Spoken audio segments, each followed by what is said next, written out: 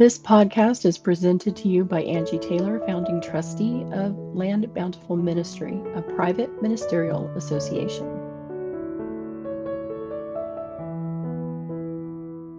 Land Bountiful Ministry is a private ministerial association with its own rules, terms, and conditions. Participation is conditional on membership of Land Bountiful Ministry. All information provided in this podcast is specifically created for private members of the ministry only. All content is offered for consideration, educational purposes, and private use only, and is not intended in any way to replace appropriate advice from appropriately qualified professionals. Each member is to discern for themselves the suitability of any and all information with regard to their own self and circumstances. Choosing to continue to listen to this podcast means you agree to be a member of Land Bountiful Ministry. Hello and welcome to your Fairy God Mentor. This is the show that inspires, encourages, educates, and supports expectant women seeking to experience unhindered, undisturbed physiologic birth, women ready to heal past emotional wounds surrounding birth, and women on a journey to create balance for herself and her family. I am Angie Taylor, the mother of 9, with 2 degrees in natural health. I am also a birth insider, knowing the ins and outs of the birth industry and all the good, the bad, and the ugly. I have worked with expectant women and their sweethearts since 2003 in a variety of roles, including childbirth educator, birth doula, home birth midwife, breastfeeding support, and life coaching. Sit back and enjoy hearing about all the things you never knew. Today I interview Sasha Morozov, who is a former executive who holds a master in social work and is the founder of Sasha X Home. When Sasha isn't chasing after her 2 sons, she now utilizes her clinical skills to coach women who are killing it at work and feeling like they are failing at home to have more time, less clutter, and systems for a peaceful life. Sasha believes that working moms are exceptional humans who are skilled, devoted, and unstoppable. She has spent almost 15 years working in the nonprofit field to help individuals and families create better futures. She is an avid minimalist, productivity master, and is obsessed with organizing and designing people's lives at home. Sasha has now developed a 4-step method that focuses on self, home, relationships, and systems to help moms hit start on the life they've put on pause. Welcome to this episode of Your Fairy God Mentor. Today I am here with Sasha Morozov, and I am excited to have a conversation with her, and we're going to be focusing on an oftentimes forgotten concept and conversation of, what is it like being a working mom after you've had a baby? So welcome to this episode, Sasha. I'm so glad that you could join me today. Oh my gosh, thank you, Angie, for having me. I'm excited to be here. I'm so looking forward to our chat. I think it's so important to talk about what it actually looks like when you go back to work after having a baby. Absolutely. And there's all these mommy wars going on. Who's the better mom, the one that works outside the home or the one that stays home? And the bottom line is we all work. Some of us get cash dollars for the work that we do, but we all work. And so that's one of the things that I want to do is I want to stop all the mommy wars. Okay. We are on equal footing. We have the same concerns, we have the same worries, we have the same things to consider during pregnancy. One of them being, am I going to go back to work? And what does that look like? But before we have that conversation, I would like for you to share with me what was going through your brain after having your first baby what are some things that you wish someone would have warned you about in regards to, you know, the after baby is born and preparing to go back to work? Absolutely. So, I think for me, one of the biggest shocks when I did return back to work, as I thought, okay, I'm someone that prepares. I know who's going to be taking care of my baby. We're fortunate enough of where we were able to hire somebody to come into our home. So it made things a lot easier for us. But what I didn't realize is that it doesn't matter how much help, it doesn't matter how uh, financially able you are, whether you are paying for someone, whether you're getting your mother-in-law to watch the baby, whoever, it doesn't matter, because guess what? You're still going to have all of the feelings. You're still going to be the one worrying about everything. And in most cases, now there's actually added work because you have another thing on your plate to supervise. Because nobody talks about the fact that, oh, wait, I got to make sure the nanny knows this. I got to make sure that the daycare knows that this is their favorite blanket or whatever it looks like.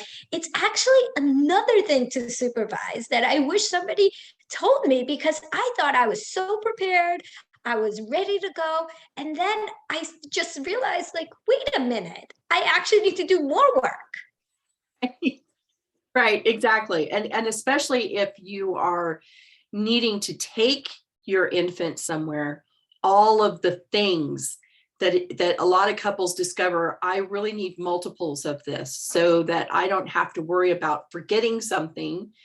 I need more than one car seat. I need more than one diaper bag, so that conversation as well. But yes, there's so much to it. So what are some questions that you wish you had known to ask yourself, your sweetheart, and even your employer during your pregnancy about what coming back to work was going to look like? Absolutely. I think one of the biggest things I want to share with anybody that's listening is, honestly, newsflash, you're not going to be the same person after. Okay. You're not going to be the same person after you have a baby and you transition into motherhood, which is amazing. But guess what? You walk out of that office pregnant, you walk back into that office, whether you're physically walking in or you're zooming in, whatever it looks like, you're going to be a different person. And you know what? People are going to take time to adjust to that as well, because they're expecting for you to come back the exact way that you left. And they look at it as you just had some time off and that's it. But in reality, it's going to look different for you, because now you have so much more to think about. Your time is so pressed. A lot of women are going back very early on after having a child. So that means their bodies are still adjusting, their emotions are still adjusting. And most of all, the baby is growing. There's so many developmental leaps. There's so many things that are not just the smooth routine. So really thinking about the fact of what is it that you want it to look like when you return to the office, and who do you want to be, I think is key. And with your partner, my goodness, have as many conversations as you possibly can. You already are probably having those conversations about, oh, what do you want to think about this? And what do we think about that? But there's so many other things that come up, such as, okay, if the baby's sick, who's going to stay with them? If you need to be working late for work, what does that look like? What about the responsibilities that maybe you've taken on because now you are at home with the baby that you didn't take on before, but because you're home, you're the one doing it. Who is going to carry that weight? There's so many of these type of conversations that we can have ahead of time. Absolutely. Absolutely. Have them as a couple, have them with whoever's going to be helping you. And especially with your employer and coworkers, because you're right. We're completely different. Once we have that baby, it doesn't matter if it's your first or it's your 12th. You are a completely different person. It's designed that way. And it's part of birth that nobody warns you about. But I will tell you that birth is all about breaking the woman down on a very, very basic level, and building her up to be a completely different person, but the perfect person for her new family. And that is going to be a different person than coworkers are used to spending time with and communicating with. I remember having a coworker tell me, stop treating me like a child. And I was like, what are you talking about? She's like, one no is enough. When you say no, you say no, no, no, no, no. So understanding, that we do bring that part of ourselves back into the workplace. So especially with the coworkers, think about it. If it's your first child, many of them may be used to just coming into your office at the end of the day to just chit chat a little more. But guess what? Now you probably have someone that's waiting for you that wants to clock out, whether it's at home or at a preschool or whatever it looks like. They're ready to move on with their day as well. So you have added responsibilities. So their coworkers are going to still drop by at the end of your day. And that's where you need to really be thoughtful about the boundaries you want to put up, because you're going to say, I got to go. And they're going to say, well, what do you mean? You always hang out late. And we always, I could always stop by. And it's going to take time to adjust as well. I think that's one of the biggest things, is that we feel like we can just go back to work. Things are just going to settle into a routine and we're going to be flying smoothly by. And I really try to encourage for people to take a significant amount of time and understand that it's going to take a few months for everything to really settle. So give yourself some grace, people. You're doing a lot as it is. So please don't assume that this transition is just going to be, I just need a week to adjust and get back to everything at work. It's going to take a lot longer than that. Exactly. And especially, like you said, if you're one of these women that your situation is such that you have to go back as soon as possible. So you might only be home for 2 to 4 weeks with your brand new baby. Your hormones do not get completely rebalanced and settled for like 3 to 4 months post-birth. So you have to be aware of that and acknowledge the fact that you might break down into tears, and it has nothing to do with the stress of the day or how someone just treated you. It's actually because your hormones are still all over the place. And that's just a fact of life. We can't speed it up. It has to happen normally and naturally and slowly in its own time, so that your body functions as it's supposed to post-birth. And then also, if you're breastfeeding, we got to figure out, where am I going to breastfeed? Do I have an office? And if I do, I need to make sure that I've got a sign I can put on the door, because that is not something your coworkers necessarily want to walk into, is you sitting at your desk pumping. So. Yes. And with that is just having extra stuff in your office. Maybe you don't have 2 pumps and that's okay. But if you are going to be feeding, I really recommend getting an extra pair of valves and tubes, things like that, that just can make it a little bit easier for you. Keeping an extra work shirt, just in case of anything at work. These are the type of things that you really can plan for, that really gives you a little bit more of that control over your own life. Because I know after having a baby, everything just seems like, what is going on? My head is spinning. Lack of sleep is real. So there's lots of things to think about. Absolutely. Absolutely. And having that conversation, if you are choosing to breastfeed, have that conversation during the pregnancy. If you don't have your own office, where is the nursing mother's lounge? If they try to push you in a bathroom, not a good idea. Usually there's a small office somewhere that can be turned into a nursing mother's lounge, where she can go in and have a place that's away from her desk, where she can relax and just think about the baby as she's pumping milk. And then it's the question of, where are you going to store the milk? Are you going to need to bring a cooler bag? Do you have a refrigerator you can put it in? All of those different things. And understanding, how long can it sit out? How long can it be in a cooler bag? All of that information is readily available in a variety of places. And I'll make sure in the description that I've got some of those locations, links to them, so that everybody has access to those. But, also asking questions like, can I bring my nursing baby to work? Is that something that I can do? because you might live close enough to home that whoever's watching your baby can bring your baby to you.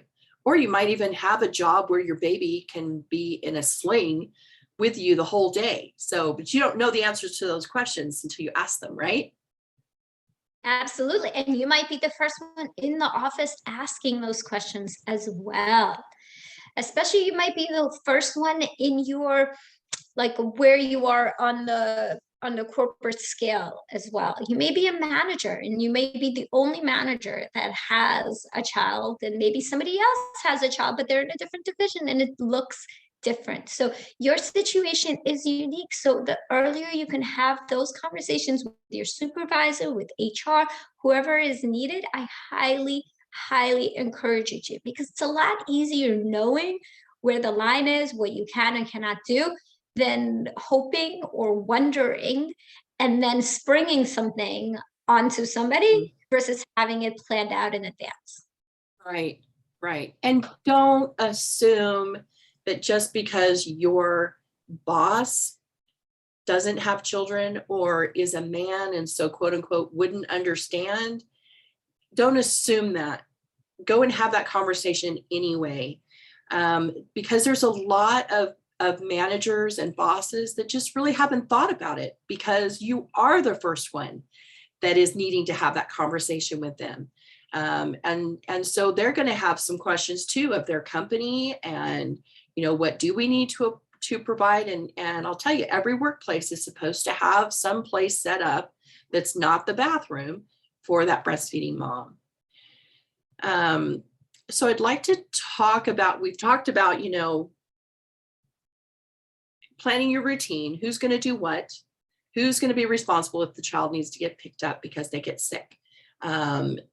You have to have really good communication skills with your significant other, in order to have those plans set up and to know what each other's schedule is. Probably having some communications that you've never had to have before because you're in a new stage of life. And so there can be frustrations for both of you. So having that communication.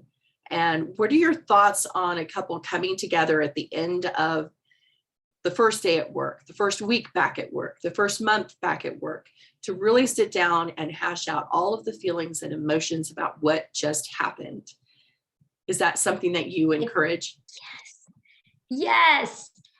And look, every relationship looks different. So some partners are go with the flow, and whatever you say, you can you're the one that kind of rules the household, right? And some partners really want to be involved. You know your partner best. So think about what works for them, as well as also thinking about, when it comes to partners, is that sometimes what happens when we plan about something that's going on with us, like we're the ones that are going back to work, right? They may be already back at work, they may be in their schedule. I highly encourage you to think about, what does your partner, if you have a partner, what does their schedule look like for the first month when you're transitioning back to work? Is there anything that they can kind of take off their schedule to help during that month, to be prepared for during that month? So that way, as things come up, they're already almost like at standby, and they know. The most important part is that they know that they're there as standby. So maybe they give up their regular, poker weeknight get together with the boys just for the first month, because you might need some extra sleep in the evening. Well, normally maybe before it's like, whatever, the baby's sleeping, I'm fine, don't worry about it, go out. I highly encourage you to think about, is there anything that your partner is doing that they can kind of ease up on, especially for that first month, to be that extra support, even if you don't need it? Because I know we think we're these amazing, powerful, modern women, which we are, but we don't have to do it all alone. Exactly. And then, also thinking about, when will I start back to work? Will I start on a Monday? Will I do a Wednesday? Will I do a half day Friday? Because again, this is a new routine for the entire household, not just for mom and not just for mom and baby. So we do need to think about the baby. And the fact that human beings, when we come into the world, we are all about all of the senses. So they're sensing everything. They know when mom's upset, they know when dad's upset, they know when their life is completely changed. Even if they're asleep, they're experiencing everything that's going on in the room. So, making sure that we remember that little baby who's just come home from maybe the first day at daycare, or had the first day with a nanny or with grandma. I have to say, expect to have a fussier baby, expect to have a baby that's more clingy, a baby who wants to sit and nurse for longer, who wants to just be held all night. We have to remember this is a tiny human, and they have just been thrown into a world that is completely unknown to them, but totally familiar to us, right?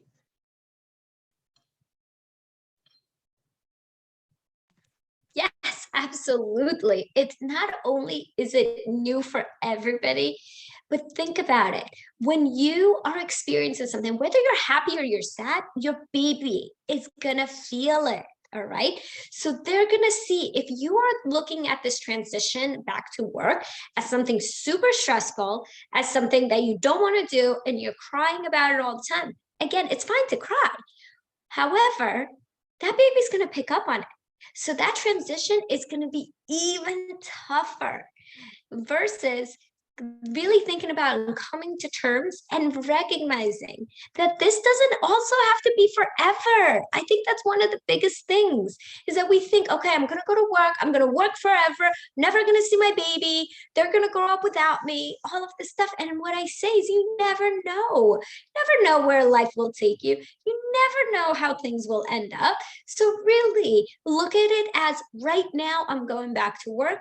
Right now, for the next 6 months, a year, this is what my schedule looks like, and evaluate and have those conversations with your partner. If you feel a few months down the line that it's not working, it's okay to have feelings. It's okay to plan for something later on, but understand and come to terms with, if you are returning back to work, this is the decision you have made for whatever reason, whether it's a forced decision or not, because financially you have to, that this is the decision, and it's the decision for right now. Exactly. I think sometimes we get so future focused, especially during pregnancy. We are so future focused during pregnancy, preparing for the baby and all the things, that it's hard to step back into the present time and say, this is what we're doing right now, and we will reevaluate next week, next month, in 3 months, in 6 months. But to know that we are going to reevaluate, that we are going to have those conversations and be honest with one another. I think there's a lot of women out there who are working. They don't really want to be working. They don't see the benefit of working, but they feel like they have to, like they have no choice. Have the conversation, because you might be surprised that he's on the same page with you, but he thinks that you enjoy working. So until we have that conversation and he discovers, oh, you don't enjoy what you're doing, would you like to do something else? Is there something you can do from home? I think the greatest thing for us as women right now, Sasha, is the world that we live in is set up for us to be able to earn that income and be home with our family. It's just a glorious time to be a woman in the world. Absolutely. No, no time like the present, because you don't want to look back 5 years and think, okay, why did I waste all that time doing something I hate?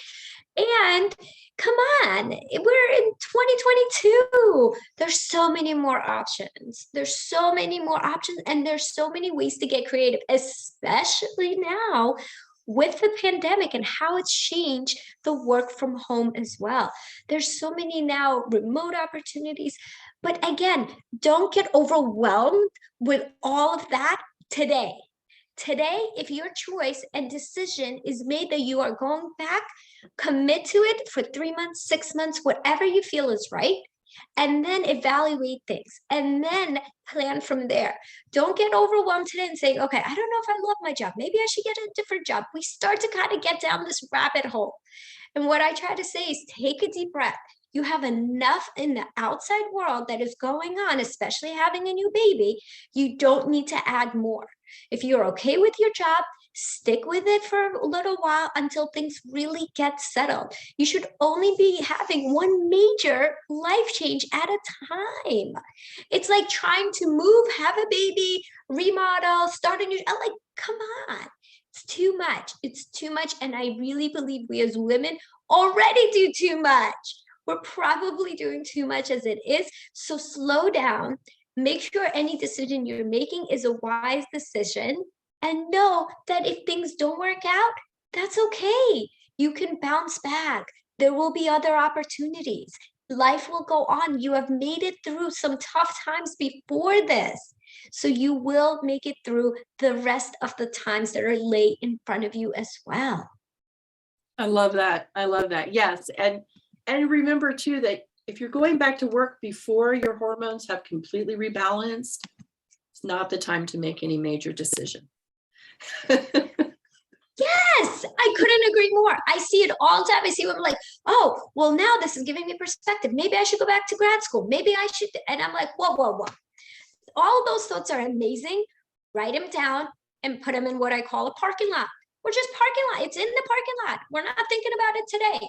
But guess what? If you still have those feelings a few months from now, then you know that really is the direction that you're being pulled at versus something that, you know, there's so much going on in your body and your mind that you're just trying to grab onto something. Exactly. Just let everything settle.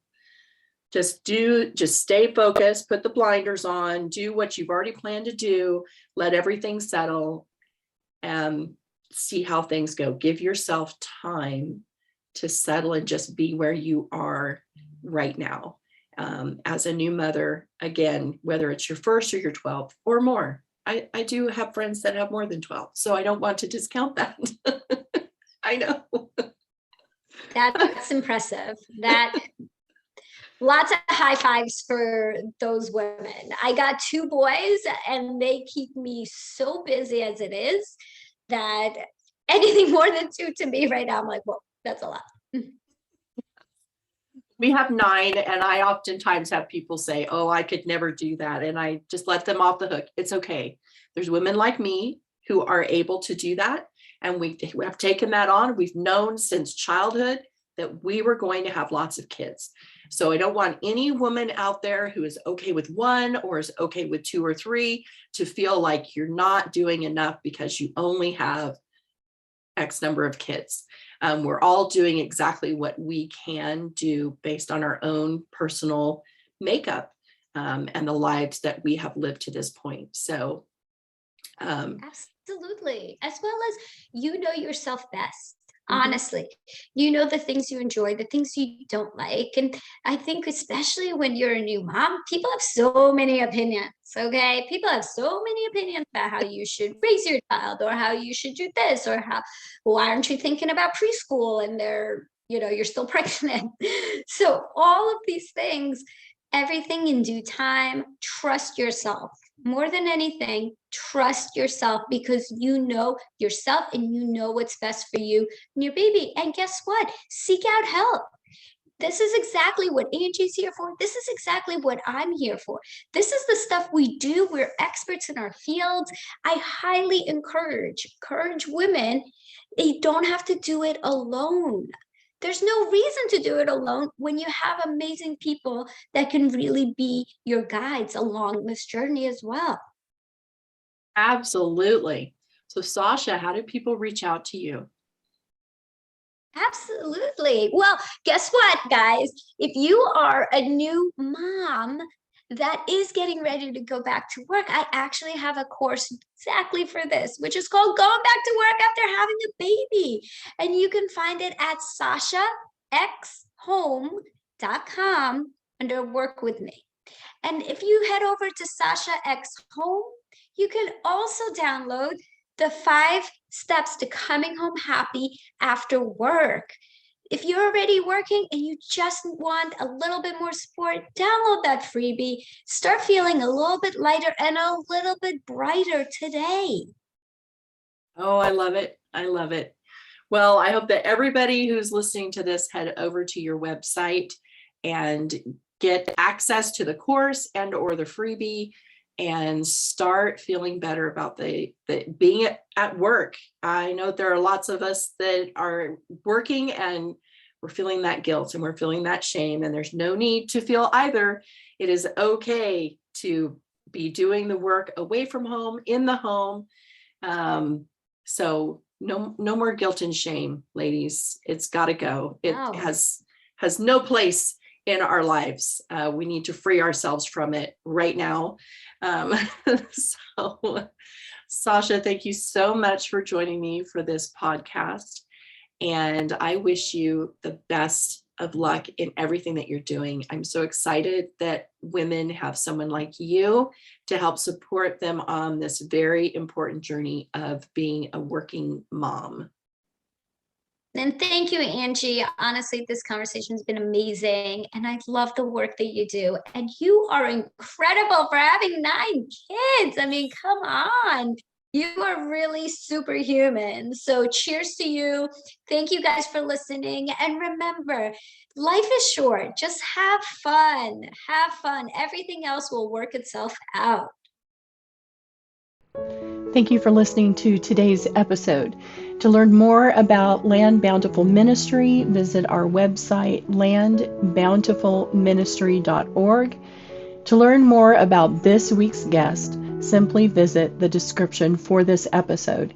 And if you'd like to be a guest on this show, send an email to Angie at landbountifulministry.org.